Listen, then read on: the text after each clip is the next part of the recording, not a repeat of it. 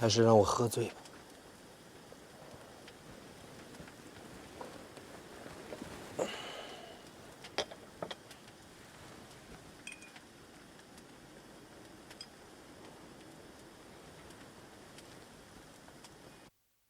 什么？豫亲王见喜？事关重大，臣不得不求见，面禀皇太后。阵头很险吗？天花前后18天，天天有险呐。如能及时研治，按部就班的治疗，熬过18天就可以放心了。可是豫亲王他讳疾忌医，现在……张太医，那您总得想法子尽力的治啊！哎，老实说啊，死症已现，左不了也就这1、2天的事儿了。那现在谁在那照看？除了豫王附近，谁也不敢靠近啊。我去看他。皇太后，万万使不得呀！你先退下，我来跟皇太后说。好了，去吧。我一定要去看他。格格，你又不是不知道，那个病是会过人的呀。托儿官离京的这些日子，恐怕是赶不回来了。多多是和我们一块长大的，我不能眼看着他就这样，身边一个亲人都没有，就这样去了。好歹他还叫上我姐姐，他从小就叫我玉姐姐。多多在我心里还是那个最受宠爱的小弟弟，还是那个刚失去额娘、凄苦无助的孩子。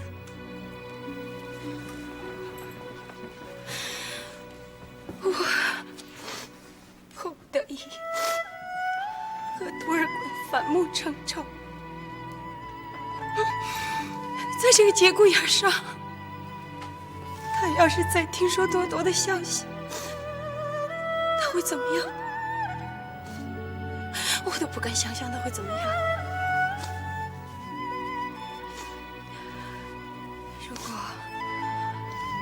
如果多尔衮听说多多走的并不孤单，也许他心里会好受一些。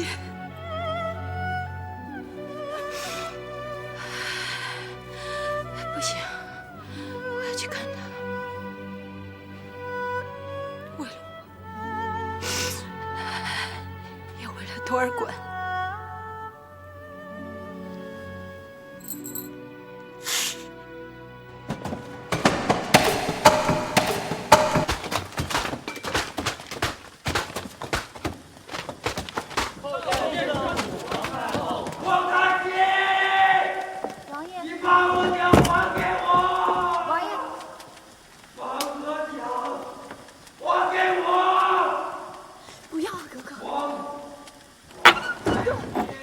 皇太极，你把额娘还给我，额娘！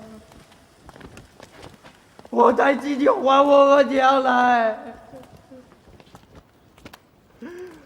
额娘！多多，谁？你是谁？我是你玉姐姐，可怜的弟弟。玉姐姐，玉姐姐，我刚才看见我额娘了，她在哪儿？玉姐姐，我额娘在哪儿啊？玉姐姐，哥哥，不要啊！玉姐姐，不要啊！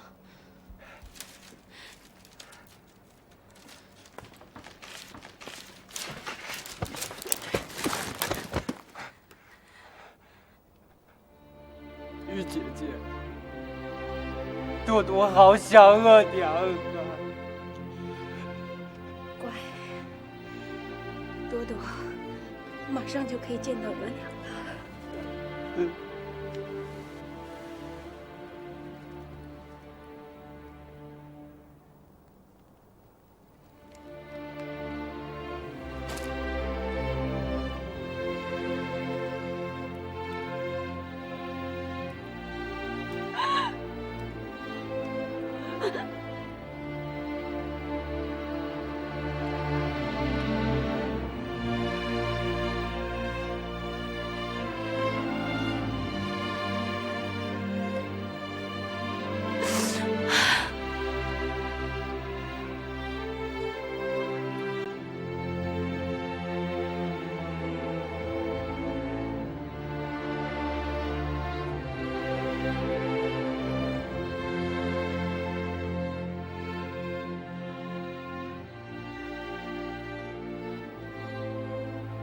多多，元娘，你们团圆了，终于团圆了。月儿，月儿，你快出来啊！天气外面月亮好圆好亮啊！我回来了，我回来了。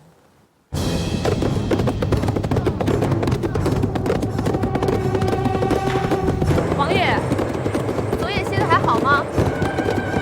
很好。可我怎么常常听到王爷在梦中喊着“玉儿，玉儿”？叫！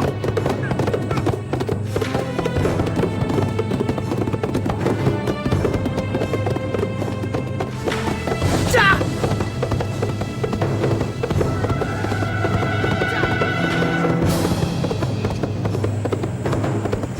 是吧，吾皇？不生逆心，如有违师，断折而死。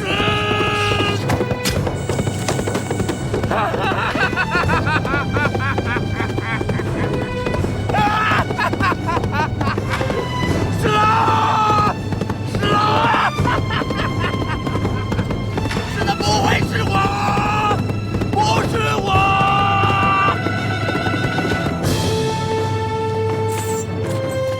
王爷呢？你怎么来了？出什么事儿了吗？玉亲王出痘死了，这么突然？发现的晚，太医看时已经没救了。王爷呢？要不要禀告王爷？王爷最近的精神不太好，可能是真冲的毛病又犯了。可是不说又不行，那怎么办呢？我去说，我缓缓地说，会让王爷过度惊痛。 驾！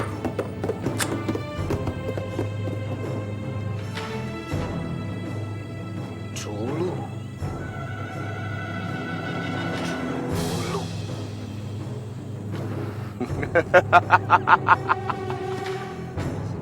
我手。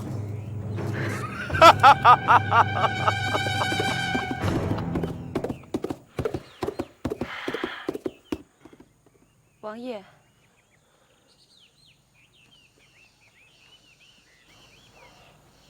怎么了？玉亲王死了。什么？谁死了？玉亲王，您的亲弟弟。不对，是鹿死了。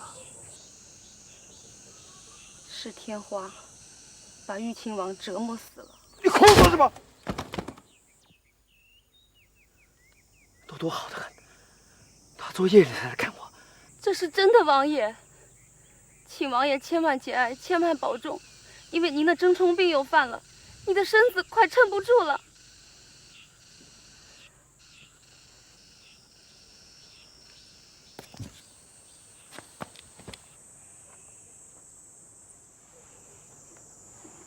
玉亲王的事儿，自然得王爷回京主持大局。 咱们得火速赶回去。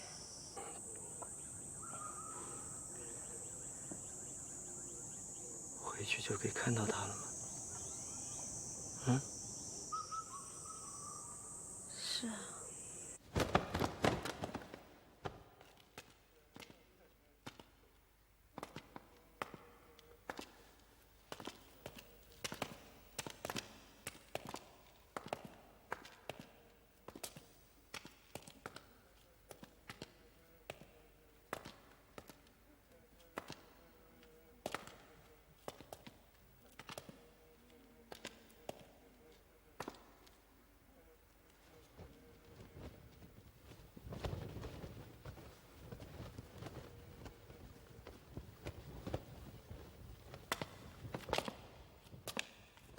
多多，多多，多多，你在吗？哥怕你迷路了，你快出来啊！多多，你出来，我带你去见额娘还有阿玛。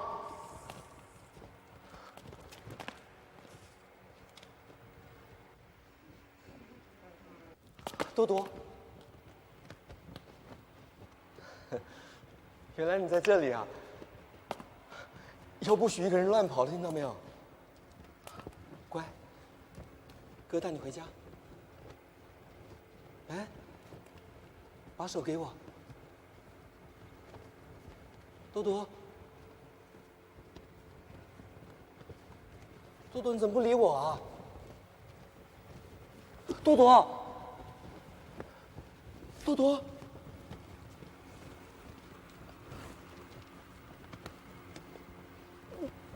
不跟哥说话呢？啊？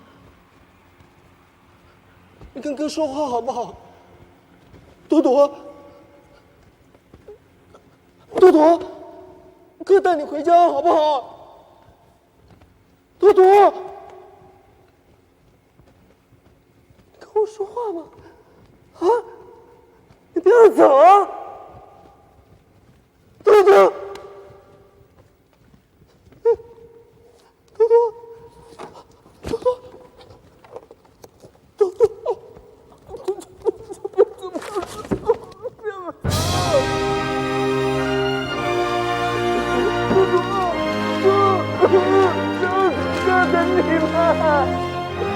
你不要走啊！多多，多多。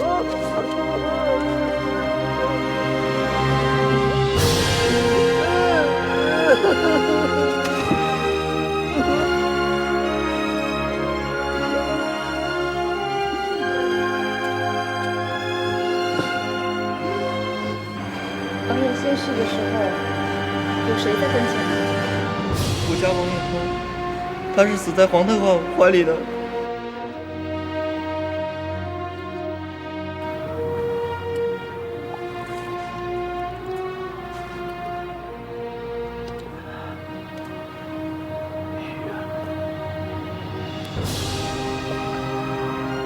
你愿把我一个人孤零零抛在旷野中？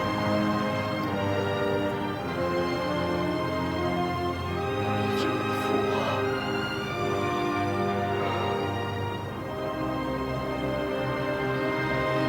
始终没有负我。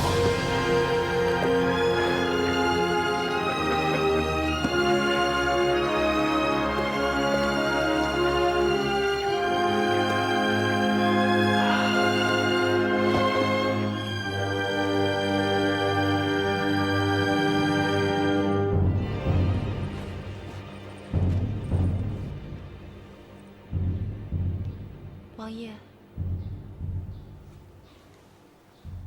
王爷可好些了？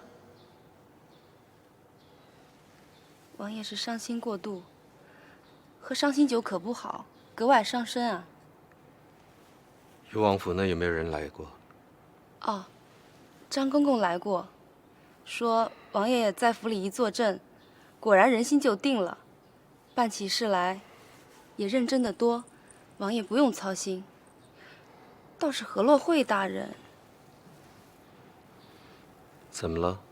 他10万火急来找王爷，奴才说王爷这会儿无论回什么事儿，只怕都听不进去。他有没有说什么事？好像说是大同那地方有个叫江什么来的，听说他叛变了。江襄。趁李闯败走，我大清入关之时，江襄占领大同一带，亲自向摄政王奉表投诚，摄政王封他为将军。后来他随英亲王入陕，颇有战功，因而受命统领宣化、大同一带的兵马，势力也日强一日。那这江襄是在摄政王手里降的，怎么又反了呢？八成是他得知裕亲王刚去世，摄政王精神不济，朝政又一直把持在他们2人手里，他们一倒下，江襄便想趁乱兴兵。大同可是个要紧的重镇，而且城池坚固，很难攻破。为今之计，当速战速决，赶运红衣大炮去大同，命郑亲王或英亲王领兵出征。这江襄也真不自量力，占自几座城池就想得天下了。逐鹿天下，对于有野心的人来说，永远都是一个莫大的诱惑。哪怕是只有一丝丝的希望，他也要来试一试。哼，这种反复无常的小人，难道就是摄政王用高官厚禄收揽的人才？放心，哪个人敢大胆从我手里翻出去，亲手宰了他！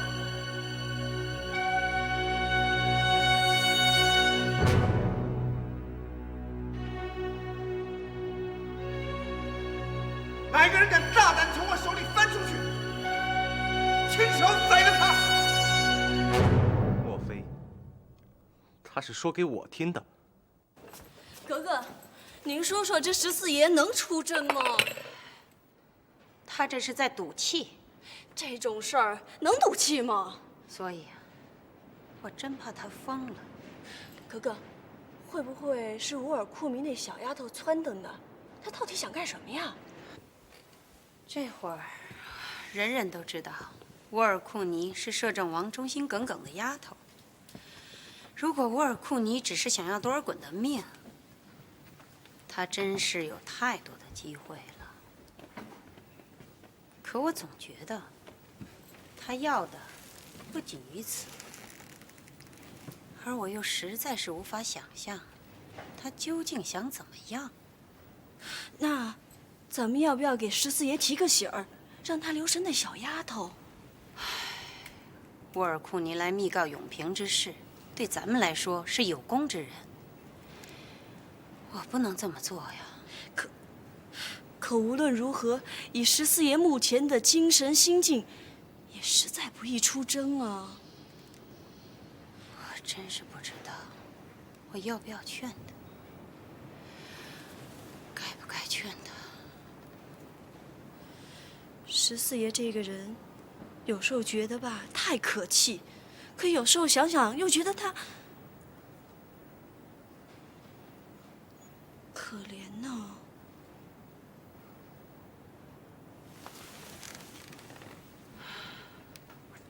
不，我不能不管，不能就这么让他走了。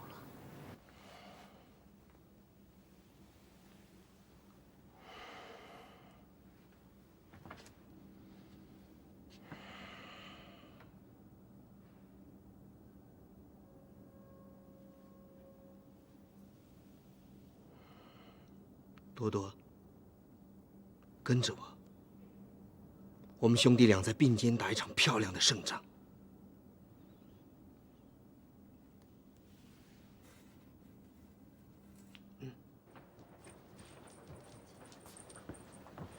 小妮子，在。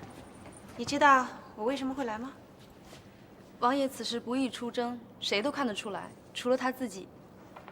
我猜，皇太后是想来劝阻王爷。你可别说出去。说什么啊？我根本就没见过皇太后。你放心，我不会把你的事儿说出去的。我说过我不怕，因为我明白，在皇太后心里，还有比爱情更重要的东西。王爷，王爷，有人来看您了。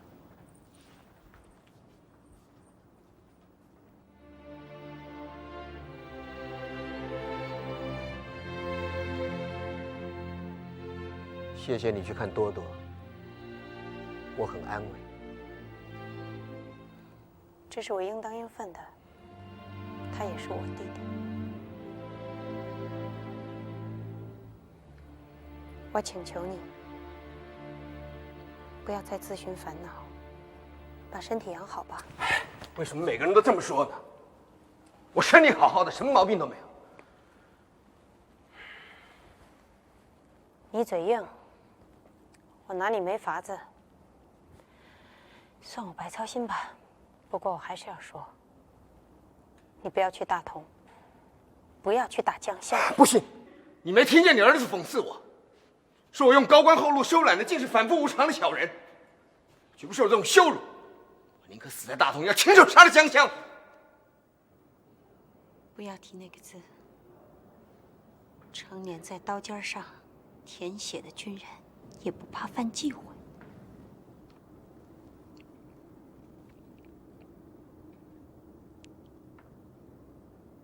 玉儿，你真的怕我死？你知道福林长大了，秦氏将逼得我们正面为敌。不是我吃了他，就他吃了我。玉儿，你还怕我死吗？我知道你一定会救他，然后再跟着我一块死。可是玉儿，我不要你死。不管发生什么事情，我都不要你死。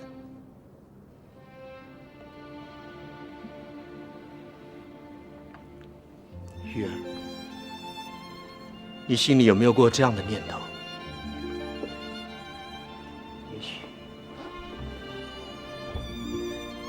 也许我死了，所有的难题都解决了。我不愿意任何人死，也不认为谁死了就能解决所有的难题。我了解我自己，只要我活着一天，我就不会认输。这点曾经是我成功，也或许会是我毁灭。我是不会有任何改变的，你明白吗？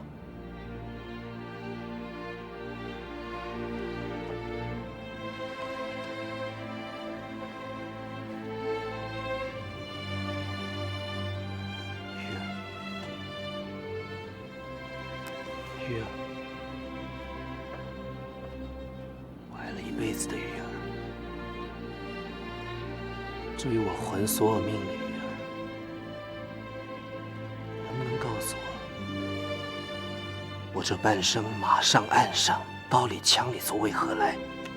该我的既然一样都讨不回，我不明白，我真的一点都不明白。不要阻拦我，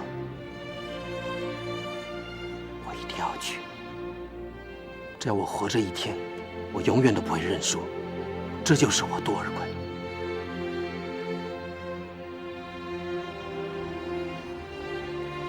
相去万余里，各在天一涯。道路阻且长，会面安可知？思君令人老，岁月忽已晚。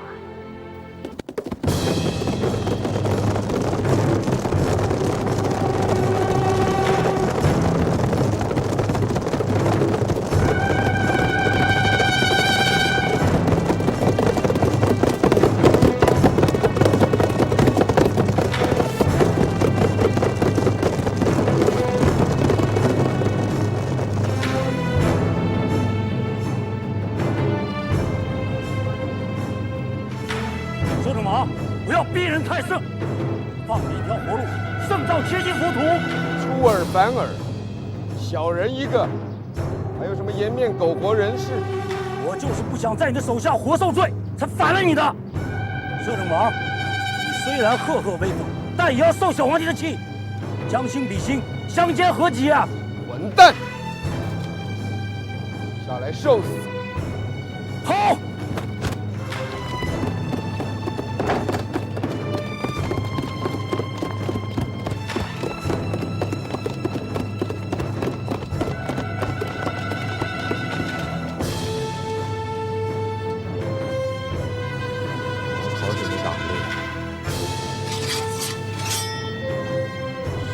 不许过来！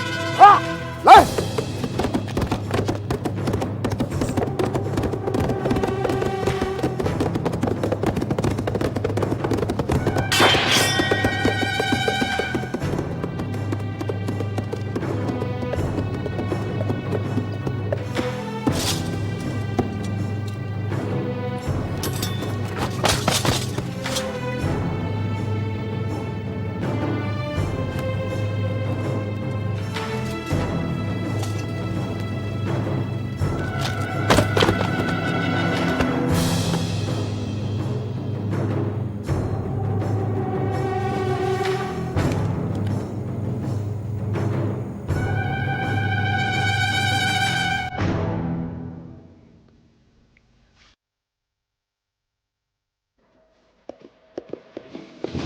长夜。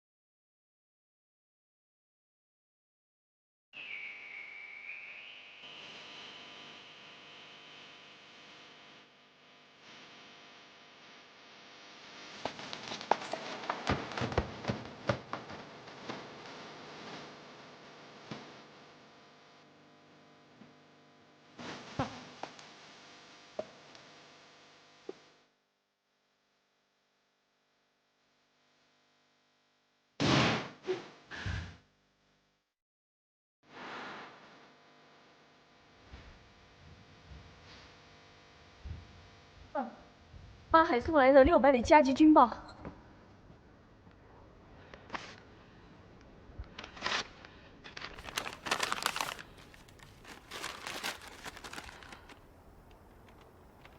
究竟什么事啊？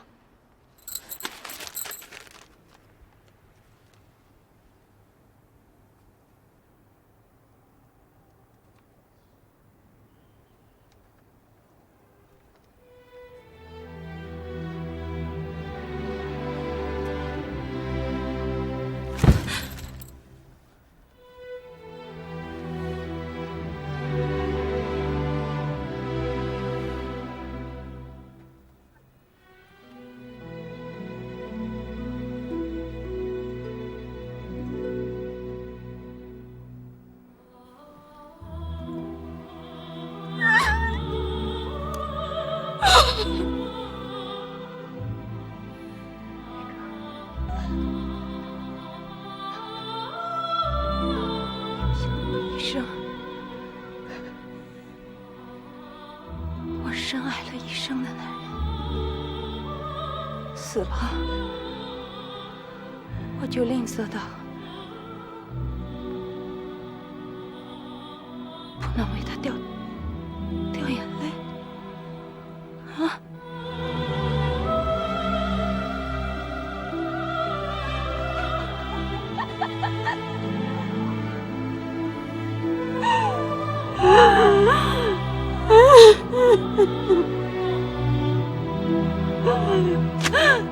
走吧，一个我爱了一生的男人，他都不跟我说一声，他自己就死了。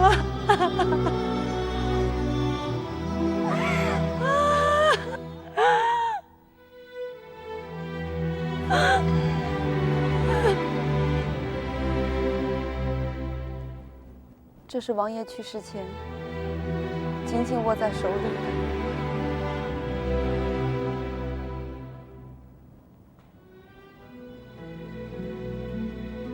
请你把这个再放回他手里，随他去吧。我这辈子能给他的也只有这个。是。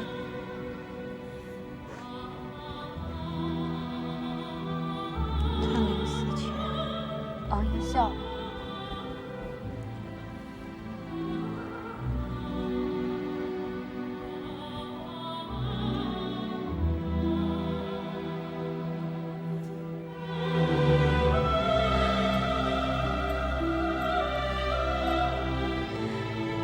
沃尔库尼，皇太后啊，挺心疼你，都是家乡来的孩子，不容易。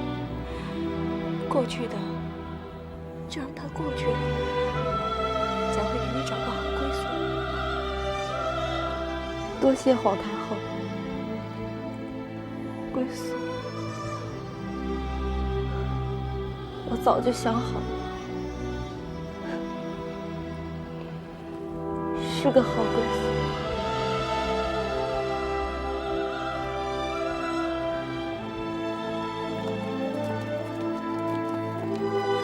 皇娘保重，千万宽心。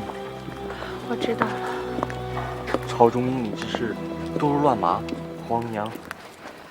你呢，要多听前辈和大臣的意见，稳妥些就行了。那么，我陪皇娘。不用了，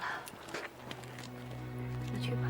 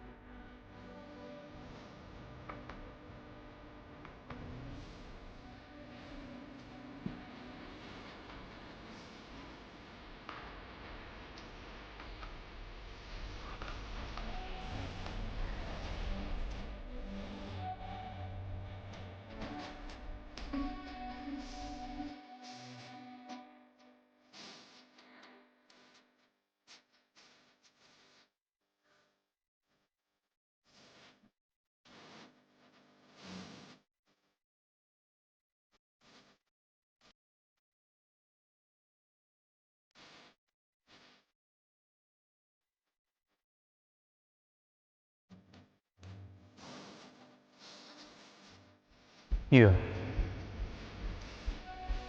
这荷包藏着你的心，沾着我的血。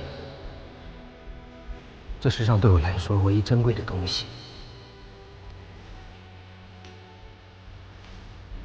我们的意志力要和我们的爱一样坚强。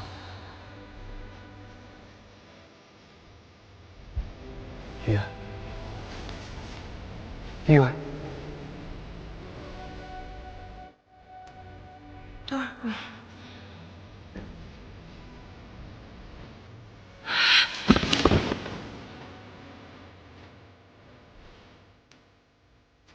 多儿，多儿，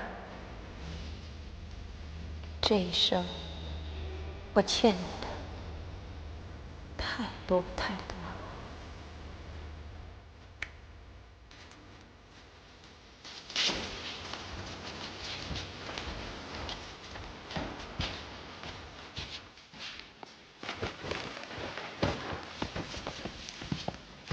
皇上万岁！万岁！万岁！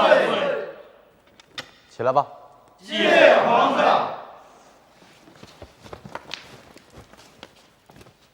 你们约齐了一块儿来见朕，有事儿吗？臣等商议，应追尊皇父摄政王为皇帝。追尊为皇帝？回皇上话，这是大家的意思。哼，大家是谁？内三院大学士们都在这儿。想来，你们连庙号跟尊谥都拟好了。是的。承宗义皇帝，定天下为承，让天下为义。承尊义皇帝，皇父摄政王当之无愧。拟得很妥当。不过，我得先回明圣母皇太后。你们跪安吧。谢皇上。洪承畴还说了什么？他说，这件事儿应该实施了断，拖延不决会惹出许多流言，对政局只有坏处，没有好处。那你的意思呢？儿子看皇额娘的意思。洪承畴说的对，你就要钦裁大政了。这件事儿，就是你遇到的第一件大仗。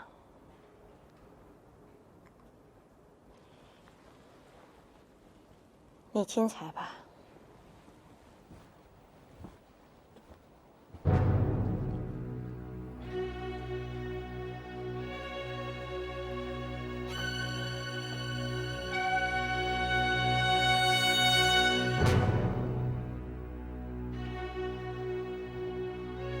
14书。你老说这皇帝是你让我的，也罢，我就还你一个。成宗义皇帝，他生前不做皇帝，死后倒终于如愿以偿了。昨儿个皇上还差小唐来问您，说您究竟是什么意思？看来皇上也不愿意违背您的心意。要他亲裁，倒不是客气，只是这些身后虚名死了的人，还在乎什么呢？攀着14爷的那些人啊，可在乎了。这些人心太急，只怕是求荣反辱啊！会吗？你可知道是谁总理治丧大事？知道啊，殷亲王去大同善后去了，害的是郑亲王。不对啊，这郑亲王和14爷不是夙愿很深吗？我有预感，接下来还有一场雷滚9天的大风波。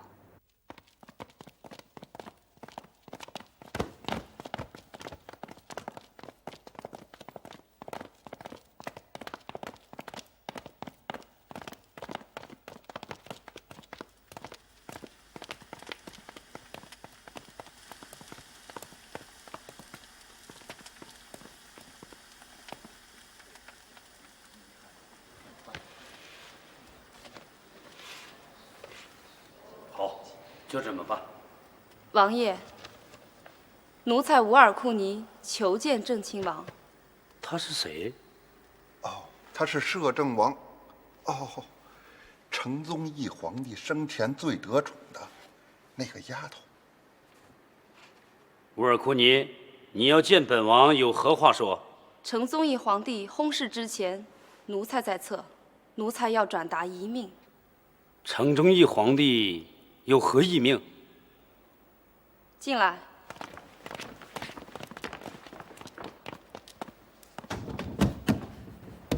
成宗义皇帝生前不知死后将会追尊为帝，特嘱奴才一定要在入殓之时，将早已备下的8团龙黄袍、东珠朝冠、黑貂褂一块装进棺材里，只因生前没有机会穿，死后也要带走。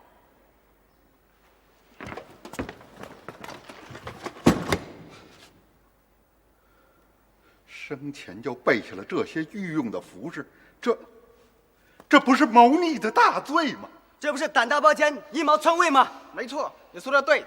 这不是图谋不轨、罪不容诛吗？这绝不能轻饶，灭了九族。乌尔库尼，你这样做会对害你家主子有什么样的下场？应该知道吧？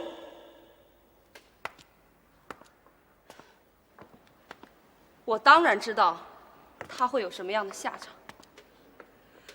我苟且偷生，就是为了等待这一天。没错，他有今天的下场，是我害的。不过，我告诉你们，我主子比你们这些人都强多了。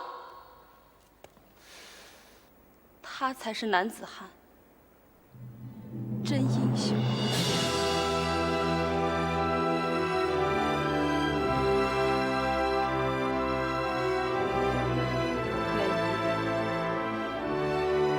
仇已报，我也该走。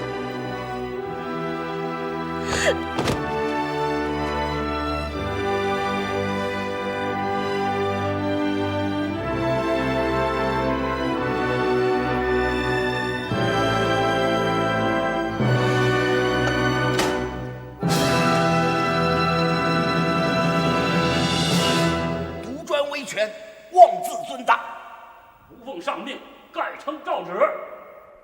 欲以永平治圈坊，写2白旗遗著。鲜有悖逆之心，阴谋篡位。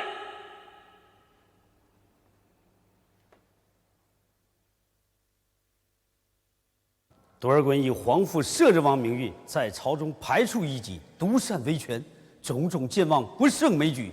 如今更发现其私自地府，场内御用珠宝，可见其行可诛。臣今冒失奏闻，伏愿重加处置。皇上圣明，臣等伏愿重加处置。皇娘，参告摄政王种种不法的奏章，如雪片一般纷纷不绝，其中有许多是罪证如山，甚至谋反，也确有实据。儿子若不处置，只怕亲贵不服，也难渡天下臣民悠悠之口。你瞧着办吧，不用来告诉我。大家都要儿子严加处置，儿子也是不得已。皇娘，您会谅解吧？国有国法，该怎么样就怎么样吧。谨遵皇娘教诲，儿臣告退。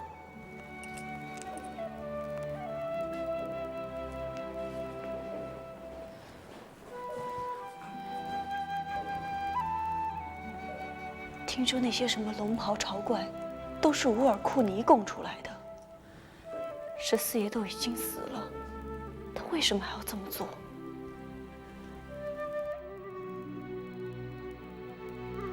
他要的不光是多尔衮死，他要多尔衮的名誉、荣耀、功劳都跟着他一块儿死，这才算报仇。那皇上和郑亲王他们想做什么？14爷死都死了，还能怎么样呢？我说过了，接下来还有一场雷滚9天的大风波。多尔衮罪证确凿，罄竹难书，祖制不可，国法不可欺。以多尔衮为首的这般乱臣贼子，理当严加处置。多尔衮削爵，去谥号，撤庙饷，财产入关，处宗室籍，永远不承认他是爱新觉罗皇室的一员。至于多尔衮的同党，全部按律问罪，绝不宽待。皇上圣明。这个不能这么扎，得挑半丝儿，扎深了就不好看了。还有呢，这个线用这2种颜色就会好看一些。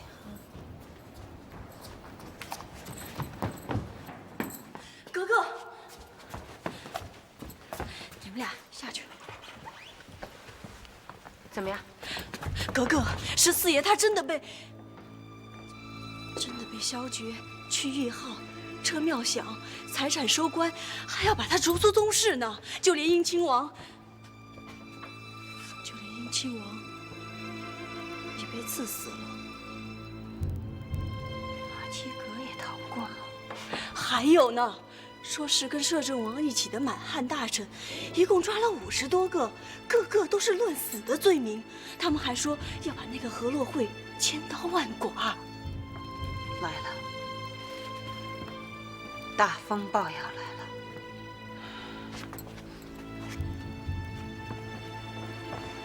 该来的总是要来的。格格，照这样下去的话，难不成再把那14爷翻出来鞭尸、挫骨扬灰，他们才心甘吗？他们也做得太绝了，都把人踹入18层地狱了，连晚节不复。也做得太狠了，格格，您怎么不说话呢？您倒是说句话呀，格格。我说什么？我现在什么也不能说，说了只会把事情搞得更糟。格格，传我的话，慈宁宫上上下下不得议论朝局，一个字也不可以。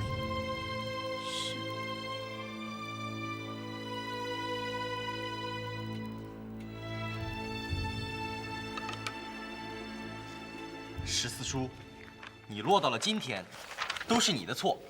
可别怪我。皇上哥哥，皇上哥哥，我回来了。博官，博官，瞧你，黑了，也壮了。我额娘叫我去镶蓝旗学练兵，原本我还老大不乐意，没想到竟然学起兴趣来了。我感觉到子东的光荣，八旗的军威就在我的血液里，让我整个人都活过来了。回想从前，只晓得淘气胡闹，真蠢啊！好，博官，将来我做贤君，你做名将，咱哥俩一条心，巩固大清基业，给祖宗争面子。放心好了，皇上哥哥，哪有仗打？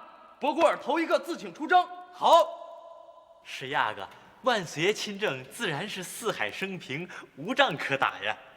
小猴，谁要你拍马屁了？博官，来坐。皇上哥哥，看你也喜上眉梢的，如何？亲政的滋味不错吧？哎，越是深入政务，越感到责任重大呀。博官，好久没见了，咱们也学大人，也来喝两杯。何必学大人？皇上哥哥，咱们现在已经是大人了。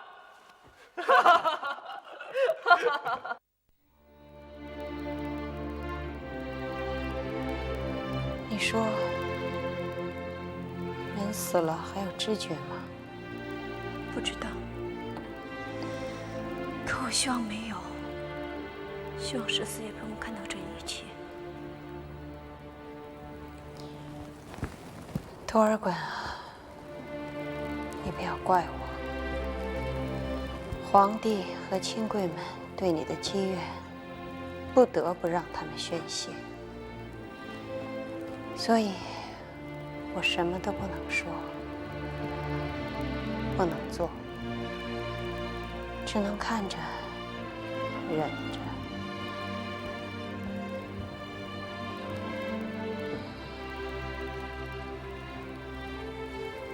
昨天晚上，我忽然想起，你说你的父汗，伟大的昆都伦汗努尔哈赤对你说过，打仗有许多种，沙场上的仗固然难打，人心里的仗却更难打。如果这一生你注定要打许多的仗，又多又艰难，那你记住我的话，要先制服自己，才能制服敌人。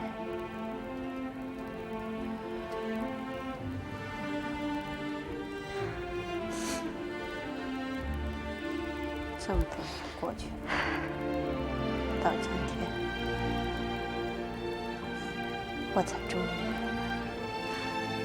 可惜啊，14爷终究还是没能制服自己呀。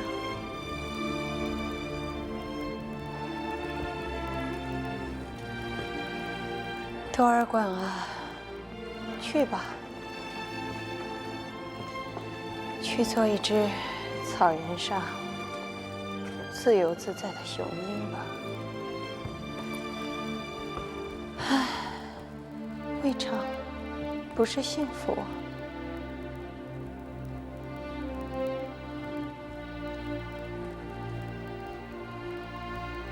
是真的了。任凭月亮再圆1000回、10000回，你都不会回来。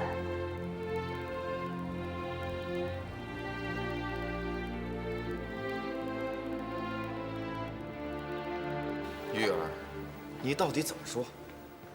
春天我就要送女儿进京了，咱们不能老等在这儿，总得有个日子。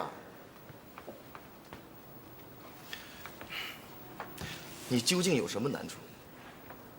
莫非你想反悔？话说到哪儿去了？反正这桩婚事反悔不得。天下谁人不知，我科尔沁的荣惠郡主是未来的皇后。要是你们大清反悔了，叫我们蒙古的脸面往哪搁？一联姻巩固满蒙邦夷，那是祖宗的老例，怎么会呢？怎么？又难道是咱们家格格不中你的意？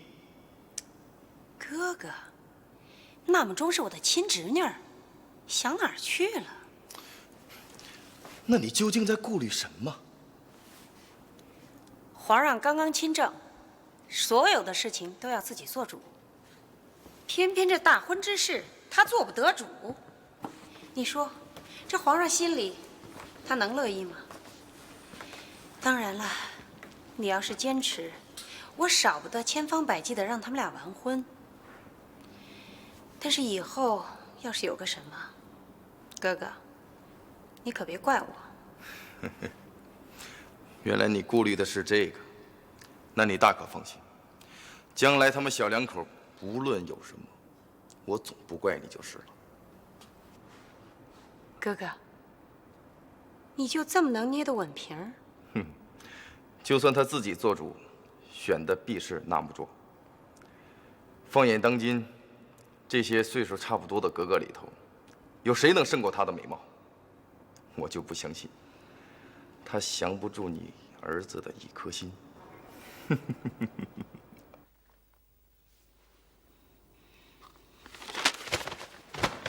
气死我了！皇上哥哥，干啥生这么大脾气啊？还不是跟蒙古的婚约，连郑亲王都领头催我大婚，真是讨厌极了。从马父到皇阿玛，对蒙古后妃都是礼重有加，咱们大清少不得蒙古49旗的支持，所以皇上哥哥，你是注定要娶这位蒙古格格的。这位蒙古格格，我讨厌极了，这日子让我怎么过？我不是皇上吗？皇上亲政后，不就可以随心所欲了吗？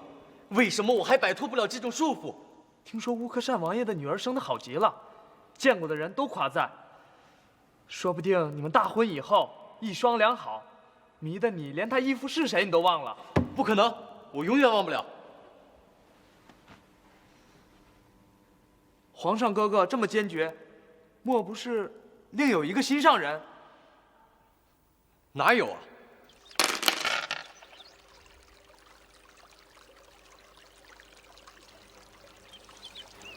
格格别犯愁，既然乌克善王爷这么有把握，想必荣惠郡主定是出落得艳冠群芳，由不得皇上不动心。你忘了，先帝是怎么对陈妃姐姐的？无论她病得多憔悴，先帝的深情至死不渝。承恩不在貌啊，讲究的是投缘。况且，福临现在正在亲政的热头上，不随着他的心愿选皇后，他会觉得很没有面子。如果是因为这个缘故，咱们何不想个法子，换一种方式，让皇上觉得是他自个儿做的主，心里或许就舒坦了。想什么法子？这秀女3年一选的章程已经定下，咱们何不趁此机会办一个秀女大挑？真的任他挑？当然，事先要跟他讲好非选荣惠郡主的理由。只要对外头讲起来，这皇后是他自个儿挑的，不就成了？如果福临愿意的话，这倒真不是个坏法子。皇上的性情吃软不吃硬，见咱们这么费尽心机给他找台阶下，想让他们夫妻圆满，照理说，不至于再闹别扭了。嗯，是谁想的法子，谁就去做吧。你去探探他的口气。奴才这多嘴好事儿的脾气，什么时候改得了？伯果儿，你帮我想想，我能有什么理由去驳回大婚呢？驳不回就依了呗。我宁可做和尚，也不依。万岁爷，这话您可别。谁呀？谁要做和尚啊？奴才给皇上请安了。苏嬷嬷，快请起。哟，十一阿哥也在啊。听说阿哥如今可是出息了，都能练兵打仗了。这皇太后的心里头啊，可是欢喜呢。对了，我得去跟皇太后请安了。哎，波果儿，你别走啊！我可不待在这儿。苏嬷嬷八成是来做说客的，讲起道理来那是一套又一套，我可受不了，准得打瞌睡。你呀，将来娶个如花似玉的媳妇儿，人家怎么唠叨你，怎么说你，你都不会嫌烦。别，我最烦唠叨了。还望苏嬷嬷在绣你大挑的时候，帮我挑个不说话的。这不说话的，那只有哑巴。哑巴你也要啊？要，就算是哑巴，也比那唠叨的碎嘴的好。别瞎扯了，你不是要给皇太后请安吗？再不去啊，她就该午睡了。皇上哥哥恕罪，臣弟帮不了你，这就走了。石亚哥，我送您出去。苏嬷嬷，我真羡慕波果儿，怎么了？她都可以自己选择婚事，我就不行。奴才明白皇上的心情，所以特地想了个法子，让您可以自己选择。真的吗？皇上答应了。是啊，皇上想了想就答应了。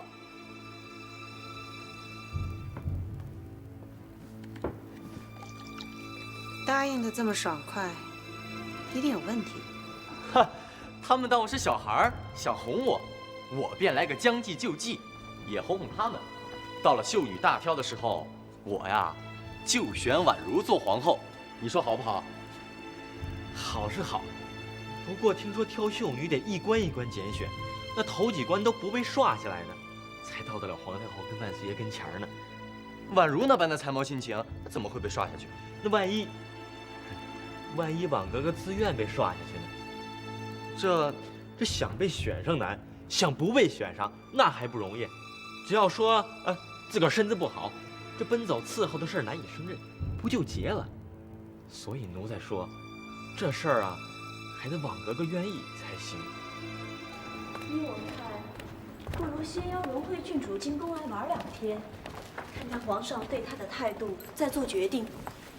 但要她会不会显得太露痕迹了？那就再多邀几位格格，不就不露痕迹了？我倒是记得前些年我留了几位小格格在宫里玩耍，他们是叫个……我想起来了，有一个好像也是个蒙古格格，叫做蒙古青。您那时候啊，就是喜欢她性格爽朗。还有一个那模样长得挺秀气，是了，是鄂硕大臣的女儿，那叫婉如。是，我还特别叮嘱过鄂硕，要好好照料她。可不是啊，这么些年都过去了，看看孩子们长成什么样，一定有意思。那就把他们都邀来吧。好啊，咱这好久没有这么热闹喽。我说您就跟皇太后请个安，照个面，这人家格格又不会吃了，您我不要见他，你这么突如其来的，我可没个好脸给他。有见一见嘛，哎，他说不定就一见钟情了呢。哎，去你的，什么一见钟情？你去看看，你就说我头疼、脚疼啊，不，全身都疼。哎呦，万岁爷，奴才求求您了，要是请不到您，哎呦，那奴才这屁股就该疼了。奴才求求您了，您就看。好吧，进去就进去，反正横竖正脸也不瞧他，请安就走。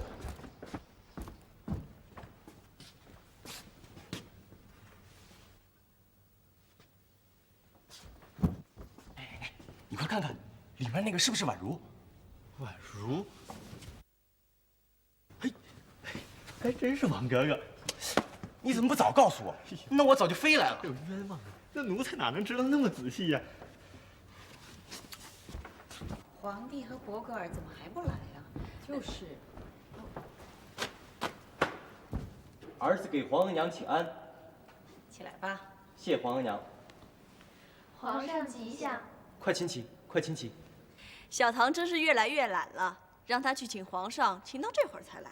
不怪他，是我书房功课太多，耽误了。那方才你在外头缩头缩脑的不进来？见几位花朵似的格格，害臊呗。皇帝，今天心情不错啊。气质不错啊，简直好极了。其实呢，这几位格格皇帝小的时候都见过了。哦，我记得。这位是荣惠郡主，纳木中表妹。这位是蒙古镶红旗独统的侄女孟古卿。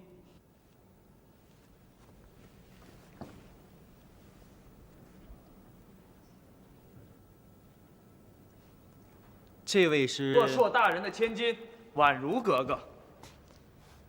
皇上哥哥，我的记性还不错吧？波果儿，没规矩，快过来给皇太后请安。给皇太后请安。我在营里待，宫中的礼数常给忘了，皇太后别见怪。罢了罢了，起来吧，咱们都是一家人，不必拘礼。看着你们这些年轻孩子说说笑笑的，我们也开心。皇太后，那位就是我未来的皇嫂吗？别净顾着开玩笑，说点有趣的事儿。好，皇上哥哥，皇太后想听咱们说说笑笑，那么今儿个不用大宴小宴的，闷坏人，不如咱们换个花样，让大伙儿都开开心。你有什么好主意？六必居的酱菜，老天福的酱肘子，还有臭豆腐，臭豆腐。哎，臭豆腐，臭豆腐好，臭豆腐好。阿呆，弄点臭豆腐。你传话出去，什么？叫府上送2样自家制的点心来。奇怪，这宫里什么好吃的没有，偏要变着法儿叫人出去寻什么小吃。哼，这穷家小户吃的东西也敢拿来款待皇太后，真是异想天开。春雨，你去弄点玫瑰花瓣和菊花瓣来。好，快点啊！婉如，我婉如主意真好玩。哎，对了，你准备了些什么呀？姐姐，待会儿你快点小心点儿，千万别露出咱们以前就认识皇上的痕迹。这个不是闹着玩的。我懂，都听你的，还不行？这些东西宫里倒是不常见。皇娘、贵太妃，这是我们几个的心意。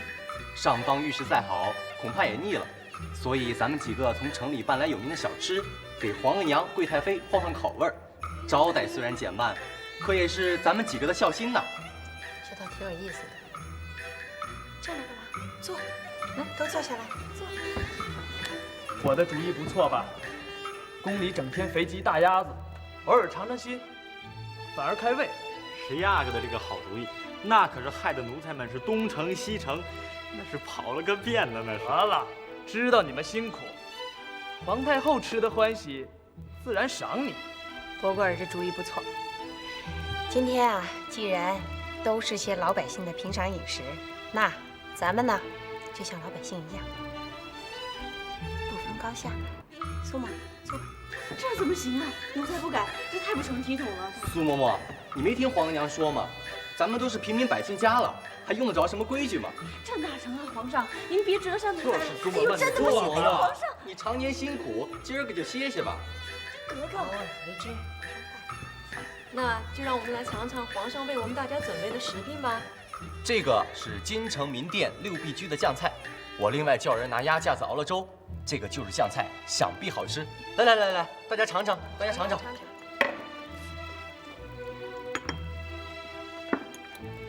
吃吧。多谢格格。来，为了表示我款待各位贵宾的诚意，我先干为敬。皇上连说话都像平民百姓了。今儿个这餐看来简陋，实则意义非凡，象征着皇太后、皇上还有11阿哥，心中都不以天皇贵胄为傲，反以百姓梨树为念。这是大清之福，万民之幸啊！哎呀，我不过是一时兴起，听婉如这么一说，还真有一番大道理。婉如说的没错，小事情中蕴含着大道理，就看你有没有用心去体会。皇帝，咱们要是能让百姓过上好日子，百姓自然拥戴朝廷。百姓的疾苦，也要用心去体察。是，皇娘教训的是。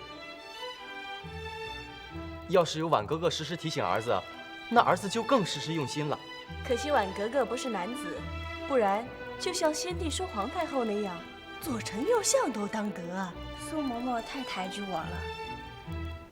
果果儿，你呢？你给皇太后准备了什么了呀？哦，老天福的酱肘子，用刚出炉的叉子火烧夹着吃，可美了。还有我呢，这是老王的臭豆腐卤芝麻酱。春雨，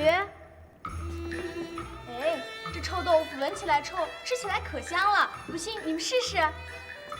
我就试试。那么中，没有什么新鲜玩意儿。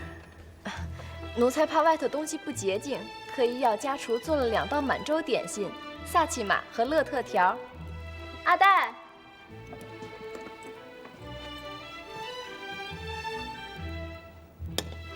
来的正好，我也正想吃点点心。皇帝，尝尝这个，这是纳木中的心思。好吃。皇嫂可真没劲。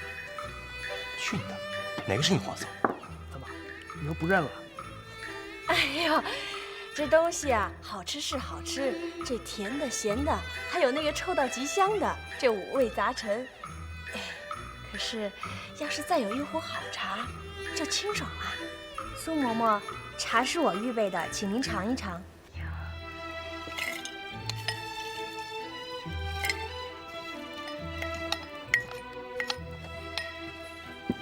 8分满就行了。这些花瓣啊，我都拿盐水过了一遍，很干净的。菊花瓣加上玫瑰花瓣，我临时想了个名字，叫双清茶。要是有血水就更好了，可以叫做3清茶。这个心思倒也巧。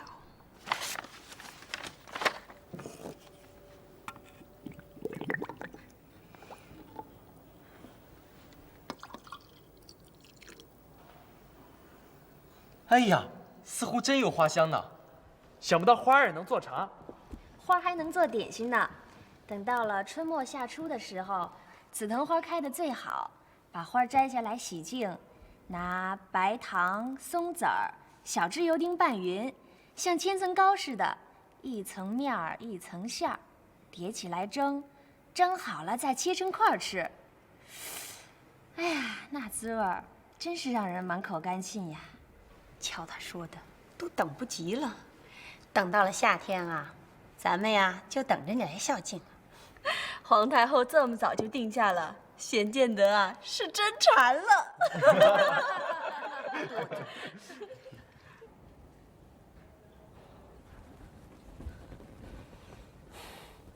哥哥累了一天，也不早点安置，还拉着荣惠郡主说了半夜贴心话。哎呀，我是担心他从小娇生惯养，不懂得怎么做妻子、做皇后。哎呀，恨不得把我这半生的心得都一股脑的告诉他。不过呢，我好久没有这么说说笑笑的了。这几个孩子聚在一块儿，花样还真不少。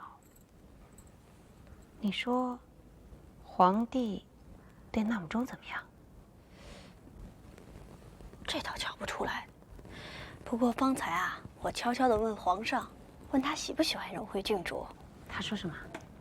皇上笑了笑，对我说：“总之，他的皇后就在这3位格格当中。”这孩子，想不到皇上也会害臊。其实除了荣惠郡主，还能有谁呀？我瞧着宛如这孩子跟福临倒是心情相投，会不会看中他了？不会吧？哎呀，咱们还是冷眼旁观，瞧瞧再说吧。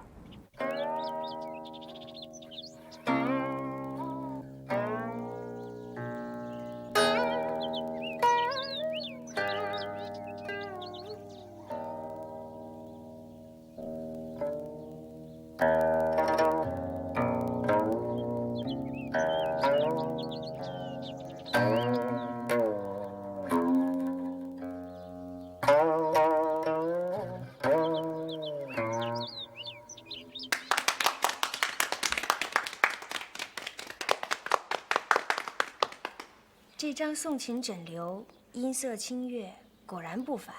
琴好，也得弹得好。婉如的琴艺真不负这张名琴。皇上哥哥，那就把这张琴赏给婉如吧。好啊。不，奴才可不敢受这么重的伤。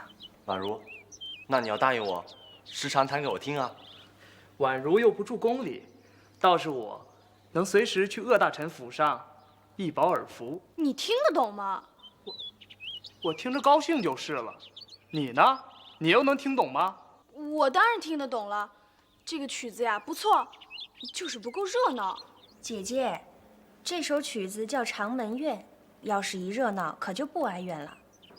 这长门怨是在怨什么呀？西汉的陈皇后，先失宠于汉武帝，后被冷落于长门宫。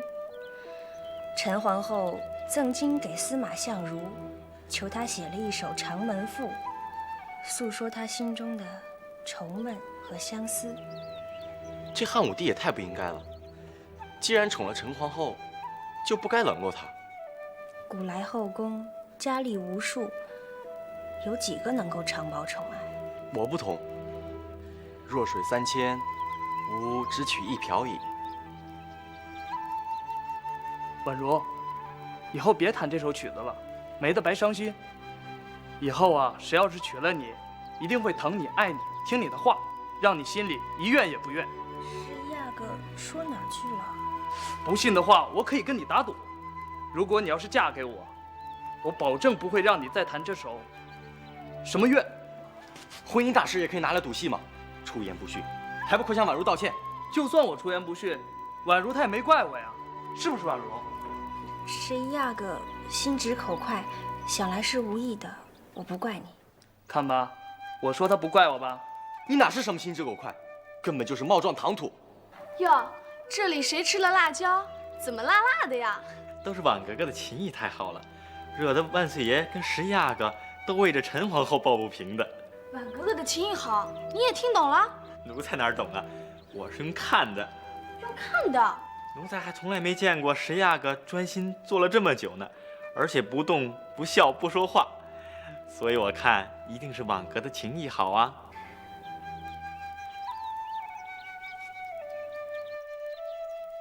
哼，那个半小南蛮子，还真会胡媚人。额娘，我想求你一件事儿。什么事儿啊？我想要婉如做媳妇儿。什么？婉如？你想娶婉如做媳妇儿？你什么时候看上她的？也许是小时候，也许是方才。哎呀，我自个儿也不知道。您也甭管，只说帮不帮我。这个婉如，半个小南蛮子，文里文气，扭扭捏捏，哪像我们满洲格格？哼，要是我呀，我就跟她合不来。额娘，娶媳妇儿的是我跟她合得来就行了。你怎么就能跟她合得来呢？我看到她就欢喜嘛。这么说，你看见你额娘你就心烦啊？谁叫额娘老是叨叨我？你看婉如，轻易不开口，一说话就让人心坎里特舒服。还有她眉眼间的神情，那么温柔。一看到她，烦心的事儿都忘了。你这个臭小子，今后啊，肯定是娶了媳妇儿忘了娘。额娘，您别冒酸，婉如那性情会孝顺婆婆的。是吗？还有一件事儿，准能让您心动。婉如的阿玛鄂硕，沉稳能干，深得郑亲王的器重。如果我娶到了婉如，咱们不是跟郑亲王又进一层？这倒值得我动点心思。所以额娘，你一定帮帮我。这个秀女大挑的日子即将到了，如果婉如没有被选中，这倒容易得多。托郑亲王去说亲，鄂硕他不会不答应。就是怕婉如被选中。虽说这个皇后已经是内定荣惠郡主，可是还有2个妃子的名额。如果皇太后和皇上相中了她，那就麻烦了。我不管，额娘，你一定想个法子帮帮我。哟，那又是谁说的呀？跟皇上哥哥关系这么好，有什么不可以让的？他是皇上，要多少女人没有？我只喜欢这一个，他应该让我。你冷眼瞧着，皇上对婉如又是什么态度啊？仿佛也很喜欢他，今儿还为了他跟我杠上了。好，你放心，我会想法子把你心爱的人弄到手。谢谢额娘。小唐，你一会儿说贵太妃要见我，一会儿又说皇上也在那儿，语焉不详的，让人越想越不对劲儿。你要是不说个明白，我这就走了。格格，您别走啊！好吧，奴才招了。是万岁爷，万岁爷要奴才一定请到格格，说有件古董，要请格格赏鉴。这也算不得什么急事儿，可我明儿个再去。白天里没有独自见面的机会，春雨姐姐，你不晓得。不过格格，您是明白的呀。可怜万岁爷一片诚心，您就走一趟吧。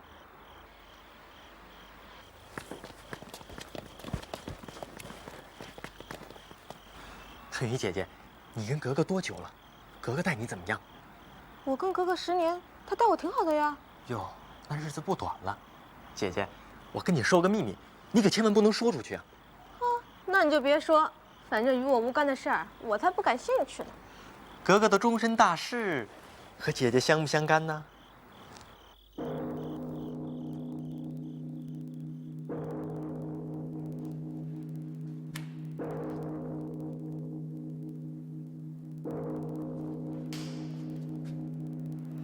婉如，婉如，你来了。婉如，我不知道该说什么才好。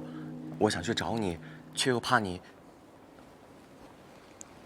皇上不是说有件古董要给我看吗？没错啊。在哪儿啊？哦，在这儿。你来，来。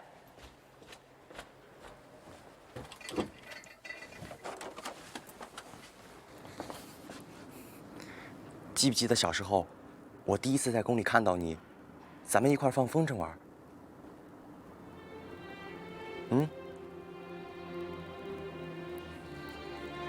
你说小唐的风筝扎得好，我赶紧叫他再扎了一个。我兴冲冲地拿着风筝去找你，皇娘却说你被你阿妈接出宫，调回江南了。我当时心里真是又气又急，还哭了一场，直嚷嚷着要皇娘把你阿玛调回来呢。没法子，只好让小唐把风筝好好藏起来，等你回来。要不是因为你，谁会把个风筝藏那么多年啊？所幸天缘巧合，让我又遇见你。婉如，我不会让你消失了，我要永远和你在一块儿。你说的是真的？自然是真的，这种事儿我还敢胡说吗？可是，格格一个字儿也没说呀。那神情呢？神情倒是恍恍惚惚，有时候自顾自地笑起来。问他，他又不说啊。这就是，跟咱们万岁爷一个样。这我看他们两个。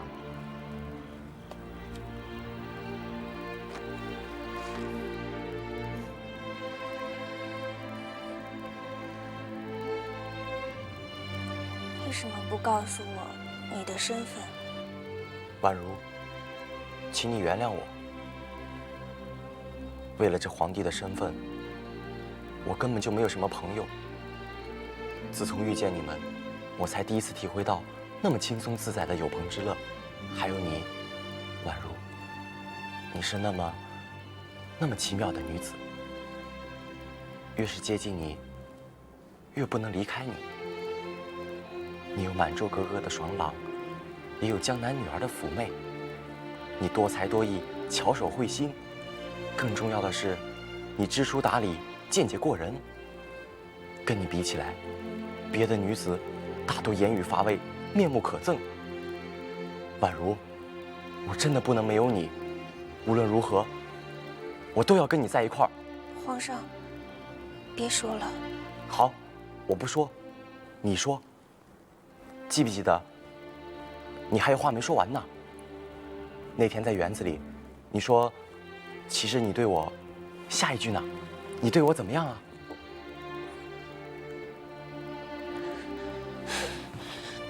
算了，八旗女子，终身不由自己。宛如，我一想到你要嫁给那些粗莽汉子，我的心就难受得不得了。不行，我不能委屈你，我要娶你当皇后。皇上，您可不能这么说。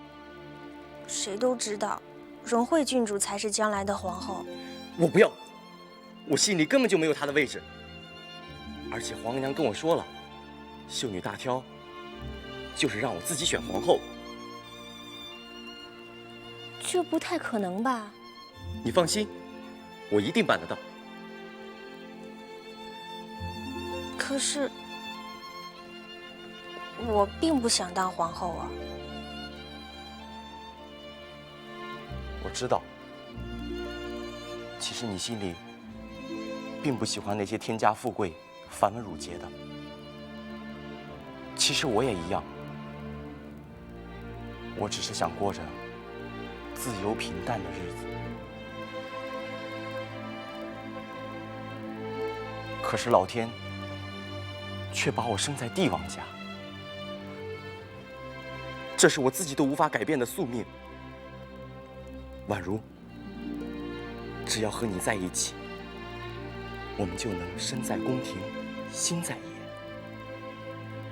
和你在一起厮守的地方，就是桃花源。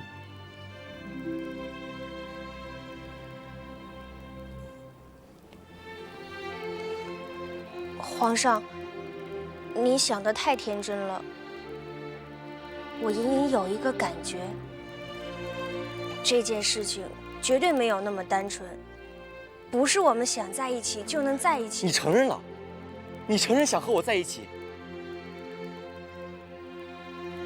我没这么说。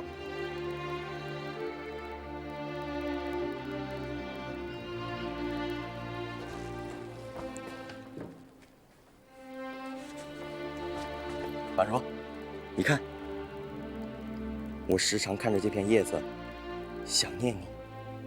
你瞧，人到海水深，不抵相思半。海水上有涯，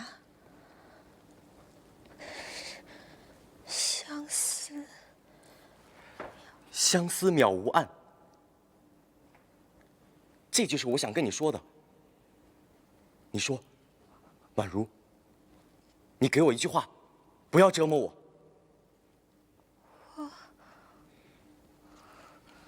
你心里不可能没有我，除非你对我说，你对我毫无一丝感情，我就死心。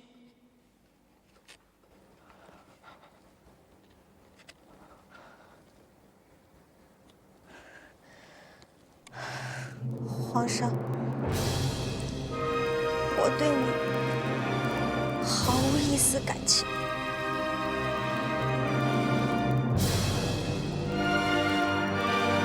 你还是死了心吧。